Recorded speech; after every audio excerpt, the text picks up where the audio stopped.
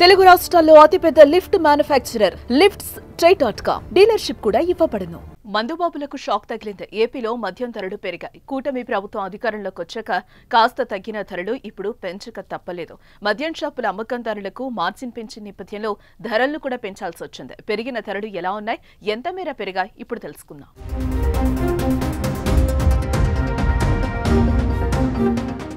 రాష్ట్రంలో 99 రూపాయలు క్వార్టర్ మినహా మిగిలిన అన్ని రకాల మద్యం బ్రాండ్ల ధరలు పెరిగాయి.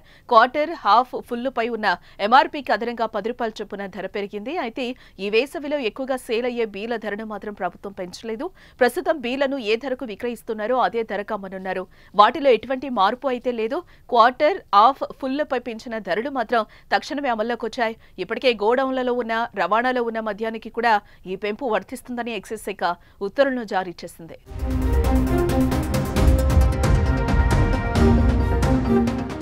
మద్యం ధరలు పెరగడానికి మద్యం షాపుల అమ్మకందారులకు ప్రభుత్వం మార్జిన్ పెంచడమే ప్రధాన కారణం. మార్జిన్ తక్కువ వస్తోందని లైసెన్సులు ప్రభుత్వానికి మొరపెట్టుకోవడంతో వారికిచ్చే మార్జిన్ పెంపునకు ఇటీవల కేబినెట్లో ప్రభుత్వం అంగీకారం తెలిపింది. అందుకు అనుగుణంగా ఎక్సైజ్ శాఖ పన్నుల్లో మార్పులు తీసుకొచ్చింది. లైసెన్సీలకు ఇష్యూ ప్రైస్ పై మార్జిన్ ఇస్తారు, కానీ ఇప్పటి వరకు ఏఆర్ఈటీ ఇష్యూ ప్రైస్ లో లేదు. దీంతో లైసెన్సీలకు అనుకున్నంత మార్జిన్ రావట్లేదు. దీనికి ప్రత్యామ్నాయంగా ఏఆర్ఈటీని 2 రకాలుగా వర్గీకరిస్తూ తాజా సవరణలు చేశారు.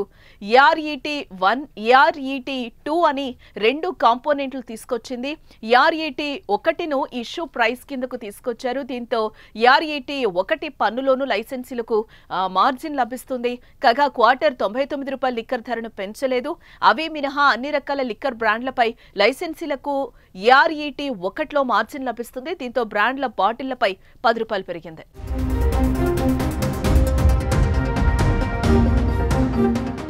ఇటు మరోవైపు రాష్ట్రంలో మద్యం ధరలపై తప్పుడు ప్రచారం చేస్తున్నారని ఎక్సైజ్ శాఖ కమిషనర్ నిశాంత్ కుమార్ తెలిపారు. రాష్ట్రంలో మద్యం ధరలు 15 రూపాయల నుంచి 20 వరకు పెరిగినట్లుగా చెప్తున్నారని, ఇది అవాస్తవమని క్లారిటీ ఇచ్చారు. అన్ని బాటిళ్లపై 10 రూపాయలు మాత్రమే పెరిగిందని స్పష్టం చేశారు.